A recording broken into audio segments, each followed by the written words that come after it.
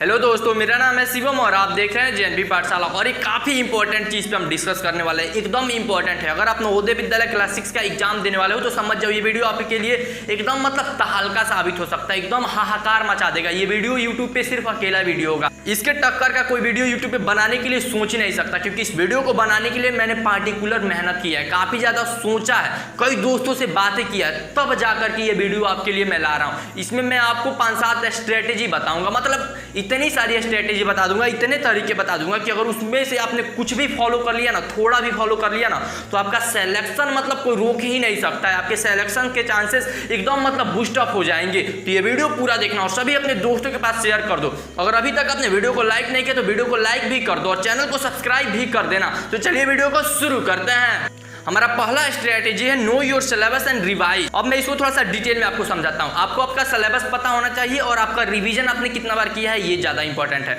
अब ये काफी सिंपल सा है, लेकिन मैं इसको जब समझाऊंगा ना डिटेल में तब आप बोलोगे अरे भैया आपने तो पूरा खजाना ही हमें दे दिया। देखिए मैंने आपको ऑलरेडी सिलेबस बता चुका है। सिलेबस नहीं पता है नवोदय विद्यालय क्लास 6 का, आप यूट्यूब पे सर्च कर लेना Navodaya Vidyalaya class 6 syllabus JNV पाठशाला, आप लोगों को मिल जाएगा, वहां से आप सिलेबस देख लेना।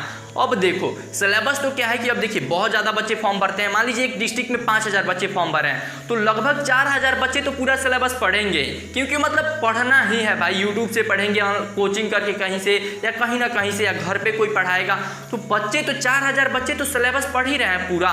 लेकिन सिलेबस से ज़्यादा इंपॉर्टेंट क्या है? रिवाइज। किसने कितनी बार रिवाइज किया है। एक टॉपर में और एक एवरेज बच्चे में यही फर्क होता है। जो आप जिसका सिलेक्शन नवोदय विद्यालय में होगा, अगर आप उससे पूछोगे कि तुमने सिलेबस कितनी बार रिवाइज किया था, तो यही बोलेगा कि 10 बार किया था, 8 बार किया था, 7 बार किया था। बस उसमें और आप में अगर आपका सिलेक्शन नहीं होता तो बस यही फर्क होगा कि आपने रिवीजन कितना बार किया है। तो देखो सिलेबस के चक्कर में ज़्यादा मत पढ़ो, सिलेबस को पढ़ लो एक बार, उसके बाद से उसका रिवीजन आप कितनी बार करते हो ये ज़्यादा इंपॉर्टेंट है। कम से कम आपका 7 बार तो सिलेबस रिवाइज होना ही चाहिए। अगर आपने 7-8 बार सिलेबस रिवाइज नहीं किया है, समझ जाओ आपका सिलेक्शन के चांसेस कम होते जाएंगे। जितना ज़्यादा हो सके उतना सिलेबस रिवाइज कर लो। अब रहा बात मेरा कि मैंने कितना बार सिलेबस रिवाइज किया था, 10 से भी ज़्यादा बार रिवाइज कर लिया था। जो मेरा गद्यांश रहता था अनसीन पैसेज, एक गद्यांश अभी तक मुझे याद है। कई तो मैथ के जो क्वेश्चन थे जिस बुक से मैं पढ़ता था, बुक के क्वेश्चन का आंसर तक मुझे याद था। बिना जब क्वेश्चंस जब मैं दोबारा सॉल्व करता था, अरे क्वेश्चंस देखूंगा सॉल्व नहीं करूंगा, बोल दूंगा अरे इसका तो आंसर यही होगा। इस तरीके से यार एक बुक को इतनी बार पढ़ लो, इतनी बार पढ़ लो, इतना रिवीजन कर लो, इतनी बार पढ़ लो, इतनी बार पढ़ लो कि भाई आपको कोई टक्कर ही नहीं दे सकता। एग्जाम में कोई भी क्वेश्चंस पूछे, कहीं से भी क्वेश्चंस पूछे, आपका पूरा कॉन्सेप्ट क्लियर होना चाहिए। इतना रिवीजन कर लो कि एक बार भी डाउट नहीं आए, एक बार भी आप सोचो मत कि ओ यार इसका ये था, क्या था, किस चैप्टर का है, ये तो कंफ्यूजन आना ही नहीं चाहिए। सो मेरे प्यारे दोस्तों, आप सभी के लिए एक छोटा सा इन्फॉर्मेशन है, इसको आप ध्यान से सुन लो। अगर आप नवोदय विद्यालय क्लास 6 के लिए प्रिपरेशन कर रहे हो, अगर आपको हिंदी मीडियम से नवोदय विद्यालय का प्रैक्टिस सेट चाहिए तो आप जेएनवी पाठशाला का प्रैक्टिस सेट परचेस कर सकते हो। उस दिए गए कॉन्टैक्ट नंबर पे कॉल करो और आपको प्रैक्टिस सेट में 30 प्रैक्टिस सेट मिलेगा, यानी मॉडल पेपर मिलेगा, और साथ ही साथ आपको 7 प्रीवियस ईयर मिलेगा और एक कोई एमआर शीट मिलेगा, और वो भी सिर्फ 69 रुपीज़ में। इस दिए गए कॉन्टैक्ट नंबर पे कॉल करो और सभी चीज़ें पता करो। लेकिन इन सभी चीज के साथ में एक इंपॉर्टेंट बात आपको याद रखना है, इसको आप लर्निंग पॉइंट बोल सकते हो। आपको हमेशा कम सोचना है, ज्यादा नहीं, लेकिन पूरा सोचना है, अधूरा नहीं। कम सोचो, ज्यादा नहीं, पूरा सोचो, अधूरा नहीं। यानी जो भी आप कॉन्सेप्ट पढ़ रहे हो, ज्यादा उससे ज्यादा रिलेटेड चीजें मत सोचो, कम ही सोचो, लेकिन पूरा सोचो। बस मैं जो बताने की कोशिश कर रहा हूँ उसको आप समझना। यानी सिर्फ आपको, जैसे कि मान लीजिए आप कोई चैप्टर पढ़ रहे हो, आप सिंपल इंटरेस्ट ही पढ़ रहे हो, तो अब आप ये मत सोचो कि मैं सिंपल इंटरेस्ट के साथ साथ कंपाउंड इंटरेस्ट भी पढ़ लूँ, यानी चक्रवृद्धि ब्याज भी पढ़ लूँ। अब बस यही सोचो कि हाँ सिंपल इंटरेस्ट ही मुझे पढ़ना है, मुझे सिर्फ नवोदय के लिए ही पढ़ना है, यानी नवोदय में जितना आ सकता है सिर्फ वहीं तक मुझे पढ़ना है। अभी उससे ज़्यादा आप क्रॉस मत करो, क्योंकि ज़्यादा आप इधर उधर पढ़ने लगोगे तो अभी आपका माइंड डिस्ट्रैक्ट हो जाएगा। और आपका एग्जाम के पास में लगभग 1.5 महीने तक का आपके पास टाइम है, तो इस 1.5 महीने का अच्छे से यूज करो, एकदम आग लगा करके रख देंगे। एक एक चीज़ अभी मैं आपको समझाने वाला हूँ, आप वीडियोज़ को पूरा देखो। दूसरा पॉइंट है हमारा चेकलिस्ट। अब चेकलिस्ट को थोड़ा सा आप समझो। अब जैसे देखो आपने सिलेबस रिवाइज कर लिया है, लेकिन रिवाइज करते समय आपको कुछ चीज़ों का ध्यान रखना है, तो उसी का आपको चेकलिस्ट बनाना है। जैसे कि आप चेकलिस्ट बना लो कि हाँ ये चीज़ें मेरा कमजोर है। जैसे कि आप चैप्टर्स का बना सकते हो कि हाँ ये चैप्टर्स मेरा ज़्यादा वीक है, मुझे नंबर सिस्टम में ज़्यादा कन्फ्यूजन होता है, मुझे प्रॉफिट एंड लॉस निकालने ही नहीं आता। तो आप इन सभी चीज़ों का अलग अलग चेकलिस्ट बना सकते हो, और उसमें ये भी बना सकते हो कि हाँ ये चैप्टर्स मेरा एकदम कंप्लीट है, इसको तो मैं आंख बंद कर करके सॉल्व कर सकता हूँ। हूँ तो उनको अलग कर, और जिन चैप्टर्स पे आपको डाउट है उनको अलग कर लो, और जिन पे आपको डाउट्स है उन पे अपने ट्रिक कर लो कि हाँ इसको मैं 5 बार रिवाइज करूंगा, इसको 7 बार करूंगा, इसमें ज़्यादा डाउट है तो इसको 10 बार करूंगा। इस तरीके से अपना पूरा चेकलिस्ट तैयार कर लो, एक एक चैप्टर का, मैथ का भी, रीजनिंग का भी, गद्यांश का भी। गद्यांश में भी मतलब अनसीन पैसेज में भी आप टारगेट कर लो कि डेली का 4-5 तो मैं अनसीन पैसेज खुद से पढ़ करके उसका आंसर दूंगा, और जो भी गलती होगा उसको मैं मतलब अलग से चेकलिस्ट में बनाऊंगा कि हाँ गद्यांश में शीर्षक निकालने के लिए आ रहा है वो मेरे से गलती हो जा रहा है, जो गद्यांश में मेरे से समानार्थी शब्द पूछ दे रहा है ये मेरे से गड़बड़ हो जा रहा है, तो क्यों गड़बड़ हो रहा है, तो उसके लिए बार बार प्रैक्टिस करो। और आप चिंता मत करो, बहुत सारी चीजें आपका जेएनवी पाठशाला भी हेल्प करेगा, अभी तो आप वीडियोस देखते जाओ ना। नेक्स्ट टॉपिक है हमारा डोंट मेक एक्सक्यूज। अब क्या होता है कि बहुत ज्यादा बच्चे पढ़ाई वगैरह करते नहीं हो, एक्सक्यूज बनाने लगेंगे कि भैया इस समय तो लॉकडाउन है, कोई पढ़ा ही नहीं रहा है, ऑफलाइन कोचिंग ही नहीं चल रहा, मैं कहाँ पे पढ़ूँ। देख भाई ऑनलाइन बहुत ज़्यादा व्यवस्था, आप यूट्यूब पे सर्च करो, मोबाइल चला रहे हो ना, वैसे भी टाइम बर्बाद कर रहे हो, उसका थोड़ा सा भी अगर यूज कर लोगे ना लाइफ बदल जाएगी भाई।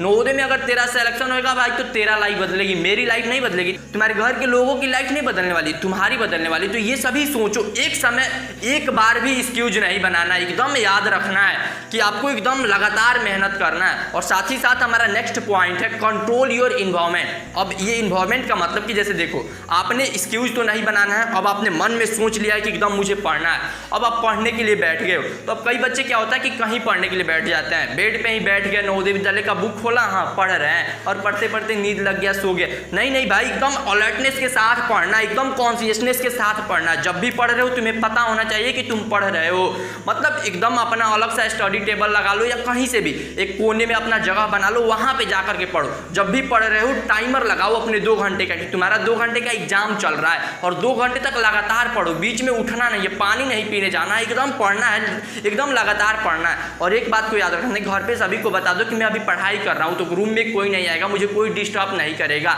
घर पे 1 बार 2 बार खुद आप पढ़ करके तो दिखाओ, घर के लोग खुद आपको सपोर्ट करने लगेंगे लोग। अब आप ही सोचो कि एक कमरा है, खुला हुआ है, अब आप उसको खूब साफ कर रहे हो, लेकिन उसकी खिड़की खुली हुई है और बार बार हवा चल रहा है और खिड़की से कूड़ा अंदर आ जा रहा है, और बार बार आप उसको साफ कर रहे हो, तो आप कितना ही भी कमरा साफ करते रह जाओगे, जब तक खिड़की खुली रहेगी तब तक गंदगी आती रहेगी। बिल्कुल ऐसे ही आप चाहे कितना भी पढ़ लो, जब तक आप अलर्टनेस के साथ नहीं पढ़ोगे कुछ नहीं होने वाला है। तो एकदम मतलब समझ जाओ कि पूरा अलर्टनेस के साथ पढ़ना, जब भी पढ़ेंगे एकदम धांसू तरीके से पढ़ेंगे, भले ही न पढ़े लेकिन 10 मिनट भी पढ़ेंगे तो एकदम अच्छे से पढ़ेंगे कि उस 10 मिनट का प्रॉफिट हमें मिल सके।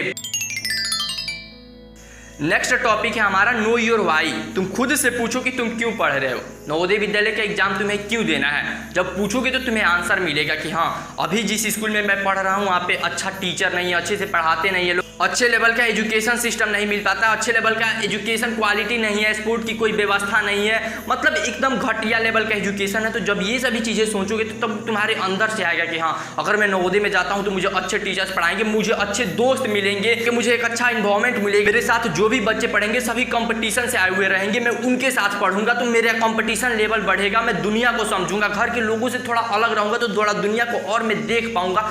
इन सभी चीज़ों को जब सोचोगे तो अंदर से मोटिवेशन आएगा। तो इसलिए पहले आप रीजन जानो कि आप नवोदय विद्यालय का प्रिपरेशन क्यों कर रहे हो, क्यों 1000 बार पूछो, 1000 तरीके से आंसर मिलेगा। मैं तो सिर्फ आपको कुछ गिने चुने ही बता रहा हूँ। जब आप खुद से पूछोगे ना तो आपको अपने सिचुएशंस के हिसाब से अलग अलग टाइप के आंसर्स मिलेंगे कि आपको नवोदय विद्यालय में क्यों पढ़ना चाहिए, और एकदम इस पर ध्यान रखो। और इसी के साथ जो हमारा नेक्स्ट पॉइंट है वो है हमारा you have no any plan B. आपके पास कोई भी प्लान बी नहीं होना चाहिए। अभी नवोदय विद्यालय का प्रिपरेशन कर रहे हो, मे भी अगस्त के लास्ट तक आप लोगों का पेपर कराया जाए, लगभग अभी आपके पास करके चलता हूँ कि अभी आपके पास 1.5 या 2 महीने का टाइम है। समझ जाओ इस 1.5 और 2 महीने में एकदम आपको नवोदय विद्यालय के लिए समर्पित कर देना है। सिर्फ 2 महीने तक नवोदय विद्यालय को ही पढ़ना है, इसके अलावा बाकी सभी चीज़ों को कोशिश करो कि छोड़ दो। मेरे कहने का ये मतलब नहीं कि बिल्कुल ना पढ़ो, मतलब नवोदय विद्यालय के टाइम पीरियड में सिर्फ नवोदय विद्यालय का पढ़ो, उसके बाद से अगर तुम पढ़ सकते हो देन आप दूसरा कुछ भी पढ़ सकते हो, लेकिन आपके पास कोई भी प्लान बी नहीं होना चाहिए। तो जब तक नवोदय विद्यालय का एग्जाम ना बीत जाए तब तक कोई प्लान भी ना रखो, बस यही सोचो कि आपको नवोदय विद्यालय के लिए ही फुल टाइम देना है, एकदम नवोदय विद्यालय को ही अच्छे से पढ़ना है, क्योंकि आप अपना 100% देने की कोशिश करो। उसके बाद अगर आपका सिलेक्शन नहीं भी होता है ना तो आपके मन में थोड़ा सा भी ये दुख नहीं रहेगा कि भाई अगर मैंने अच्छे से पढ़ा होता ना तो मेरा सिलेक्शन हो जाता। 1% का भी दुख नहीं होना चाहिए। नहीं होता है सिलेक्शन, उसके बाद भी तुम्हारे अंदर से आया यार चल मेहनत तो किया था, सिलेक्शन नहीं हुआ, लेकिन वो मेहनत तुम्हारा बर्बाद नहीं होगा। उसके बाद से जो भी आप चीज़ें करोगे, किसी और स्कूल का प्रिपरेशन करोगे या नेक्स्ट टाइम नवोदय विद्यालय का जब क्लास 9th में दोगे या किसी दूसरे स्कूल में पढ़ोगे तो वहाँ पे वो मेहनत आपकी रंग लाएगी। एक बार मेहनत करने की आदत तो बना ले यार, फिर देख कितना मजा आएगा जीवन में। अरे जज्बात होगी उड़ने की तो बिन पंखों के उड़ जाओगे, अगर जज्बात न हो दिलों में तो पंख होते हुए भी सिमट जाओगे। तो यकीन है मेरे दोस्त कि ये वीडियो आपको दिल से पसंद आया होगा। वैसे आना भी चाहिए यार, क्योंकि मैंने भी दिल से बनाया इस वीडियो को। वैसे मैं तो हर एक वीडियो दिल से बनाता हूँ, तो इसको भी अपने सभी दोस्तों के पास दिल से शेयर करना और दिल से इस वीडियो को लाइक करना, और चैनल को सब्सक्राइब नहीं किया तो जरूर सब्सक्राइब करना। तो मिलते हैं अगले वीडियो में, तब तक के लिए जय हिंद, जय नवोदय।